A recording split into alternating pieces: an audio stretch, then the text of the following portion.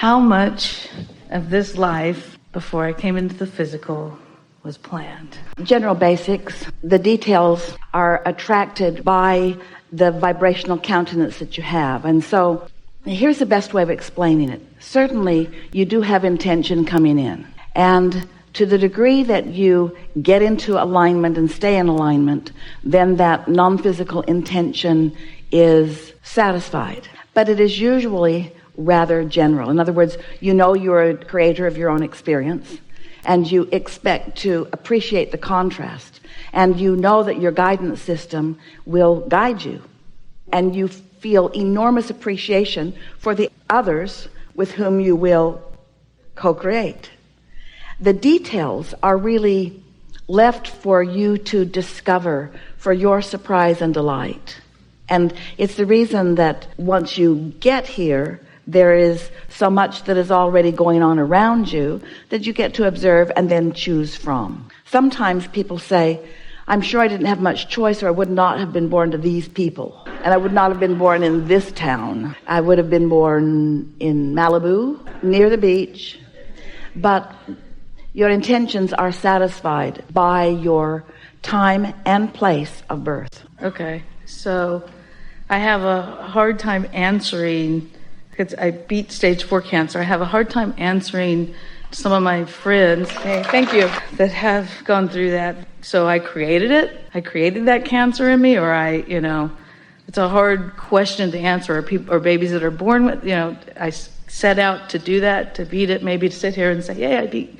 It's one of the reasons that we said to you earlier that we're going to tell you something harsh, and that is that you never get it done. And so the thing that is really worth considering, which will really give you the most satisfaction in the answering of this question, is since you accept, most of you to some degree, that you are the creator of your own reality. But even as we are fine-tuning here today, you realize that most people are responding to the reality that is around them, and therefore are offering a vibration that pretty much matches what they're responding to, and therefore are creating a reality that's sort of based upon what they are responding to.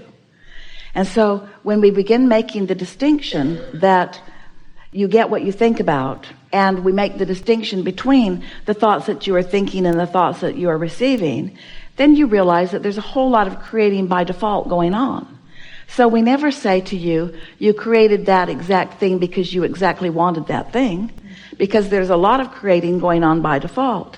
But there is also benefit from everything that you're creating, because from every place that you stand, you are launching rockets, and there is never a situation that you cannot overcome if the desire is strong and you're able to bring your thoughts into vibrational alignment with what you are desiring.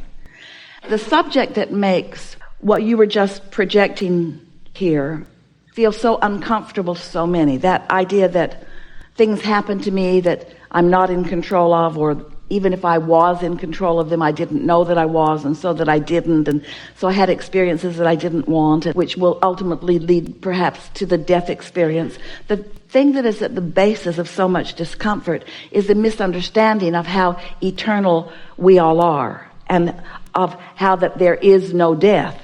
Most people have come to the place that they are thinking of the death experience as something that is so bad that you even use it as punishment. If you knew how not bad it was, you wouldn't use it to punish people. You'd keep them alive as long as you could. You'd teach them things that are in abject disharmony with their desires, and you would convince them that they cannot be or do or have whatever they want. You would teach them pretty much like most of you teach each other anyway, you see.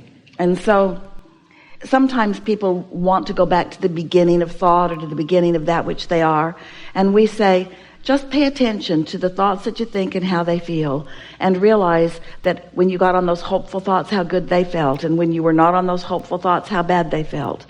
And don't try too hard to figure out what anybody else is doing. Just let your own experience and your own awareness of the kinds of thoughts that you were having, and the way those thoughts turned to things and what the results of that were, let that be your understanding. Because words really don't teach. Sometimes you have such powerful desire, powerful desire to understand something. And so you deliberately, from the non-physical perspective, and sort of not so deliberately from the physical standpoint, attract a situation that gives you clarity about that. We know for sure that you feel more empowered now than you ever did before. The audience response was to your empowerment. Yes. Well, thank you. Thank you so much. Why does anybody come into a physical experience? In other words, what's the point of it? What's the point of it? If it's not to prove worthiness, then what's the point? If it's not to get to some ending place, what's the point? It is for the joy of the experience along the way. And so the thing that this particular subject really makes us want to emphasize is that so many people are approaching life wanting to get to the end place, wanting to get to the cure. You said, I beat it. I beat this thing I did not want, and I got to this place that I did want. But what we want to point out is that it is the satisfaction that is happening along the way that is responsible for that. Somewhere along in that process, you were able to find a stronger desire than a belief that was opposing it. You don't beat anything because there is not a pushing anything away, but there is an enhancement of something. If your desire is strong enough, this is the statement that we really want you to hear. If your desire is strong enough, it does not matter what your beliefs are. Your strong desire with your inner being in vibrational alignment with it can bring about for you whatever it is that you choose. But depending upon the beliefs that you hold that are in opposition, it gives you a rougher ride along the way. We said to you earlier that these words don't mean very much until you've had an opportunity to do some meditating, to do some really strong clarifying of your vibration, and then see the results of it. Then these words will be more meaningful to you after you've had some of that experience than before. And the same is true with you. The words that you are hearing now are more meaningful after the experience of that than they were even before. And so you have to know that, you don't have to acknowledge it, but we know that you want to, that your desire for life became stronger than it had ever been within you once you felt that something was challenging it. And so you focused upon your desire in stronger ways. And because the mix of vibration going into that within you was such, then you were able to find more alignment toward your desire and less alignment toward fearful beliefs. And so it's always that way. We want everyone to understand that there's no reason to fear anything, that every experience is a clarifying process whereby you get to define and decide what it is you want. And once you've come to a conclusion about what you want, and something like that really caused you to focus, most of you, we love you so much, you know what's coming next, don't focus until you feel like you really need to. Most of you are rather sloppy in your thinking until you feel like you really need to. And sometimes your habit of being sloppy in your thinking is such that you're never able to really get focused upon what you want. But sometimes when something happens that causes you to focus in a very strong way, you're able to accomplish it, and sometimes not. Also, there's the other thing to acknowledge is that none of you intended to stay in these physical bodies forever. And so there are all kinds of things that are wonderful and appropriate that help you to cycle through this life experience just in the way you intended. And that's sort of what you were asking about that. You're not going to be able to beat what you call death forever. Feels like it, but yeah. It means that your desire is stronger than your worrisome thoughts. But you hear what we're saying? Death is not a bad thing. We don't want to leave this conversation sounding like anyone who dies clearly had something out of whack, because that is not the case. That is not the case. There is this cycle and intentionality. When we talk about the receiving of thought, when you get into the receptive mode, so let's say, this is a wonderful conversation that's going to serve you all so well. Let's say that you've come into this physical body, and it does not matter what your age is, but let's say that from your non-physical standpoint and with cooperation and harmony from your physical standpoint, you've concluded that this life experience has given you what you came looking for. And so there is a decision from that non-physical perspective, a sort of blending of decisions from your physical and non-physical perspective, that the path of least resistance or the path of most allowing is to make your transition into non-physical. And so it doesn't matter by what path you choose to make that movement in the non-physical. It is something that came from intentionality. Stay with us a little bit. We can feel that this is feeling a little muddy to you. So we're going to clear it up here. This subject is about the important distinction between a thought that you are thinking and a thought that you are receiving. Because when you really get in sync with who you are, then your powerful non-physical intentions become more dominant in the equation. And we can feel a little uneasiness within you even as you hear us say these words, because it sounds a little bit like, well, what if my inner being has decided that I'm done with this life before I am? What if my inner being has decided that I didn't intend to stay that long and I got done what I came to do, and so I'm going to be out of here? It doesn't happen like that, because the harmony between you and your inner being, in other words, you can feel when you have a zest for life. And the zest for life that you have is you recognizing the emotion that your inner being has about you. In fact, these positive emotions that you feel so often, when you feel enthusiasm or love or a very strong passion about something, that's you in the receptive mode, really in sync with your inner being, you see.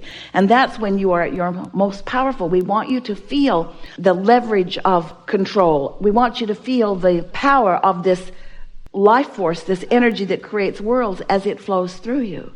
And so if you can think just a little less and allow just a little more, and realize that most of your thinking you're doing in your step one contrasting moments, and most of your receiving you're doing in that state of joy or appreciation or meditation. And you get your balance between those two steps a little more in alignment with what you really intended.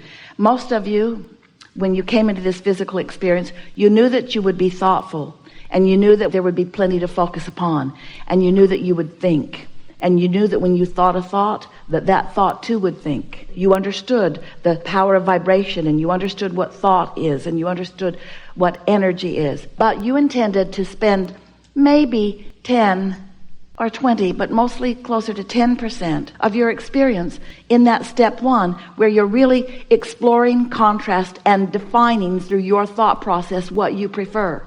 Those are those moments when you say, I really do not want that, and that should not be happening, and I am feeling great irritation, or maybe I am irate about that. I'm feeling enormous injustice about that. And in that process, you're launching all of these rockets of desires about what would be better, about you physically or about humanity in general. And you intended the rest of your time to be spent in a satisfying mode of alignment with Source, where you are appreciating the unfolding of your experience, where you are witnessing the power of your focus. You intended to use your focus not so much to think thoughts of right and wrong and wanted and unwanted, but you intended to use your focus to align yourself with the satisfying thoughts that would give you satisfaction moment by moment, so that you could live happily ever after.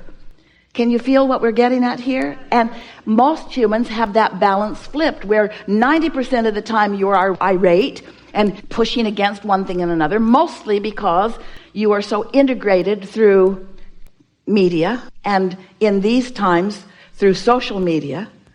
So your balance is getting even more out of whack as you become more observers of life than you are deliberate creators of life, and knee-jerk responders of what you're observing rather than deliberate thinkers. Now, we want to be fair with you. When you are exploring contrast in this 10%, the way we like it to be, or 90%, the way you often allow it to be, of exploring contrast, let's be fair about it. When you're exploring that contrast, you are launching rockets of desire. You are knee-jerking. You are having knee-jerking responses to life. And part of that knee-jerk response to life is, I really don't want that. I really do want that. And that is of value. But the more time you spend in that comparison experience, the less time you're in satisfaction. And that's where it's going a little screwy for so many people. And it's because somehow, through your religious training or through your interaction with your peers, with your teachers, with your parents, you've convinced yourself, or been convinced by them through their strong belief and expectation and attention upon you, you've become such believers in service and in sacrifice, and believing that you have to suffer in order to have gain, that it takes pain in order to have gain. And that is such a huge, flawed premise. It defies all of the laws of the universe as we know them to be. And it flies right in the face of your inner being who stands in love and appreciation of you all of the time.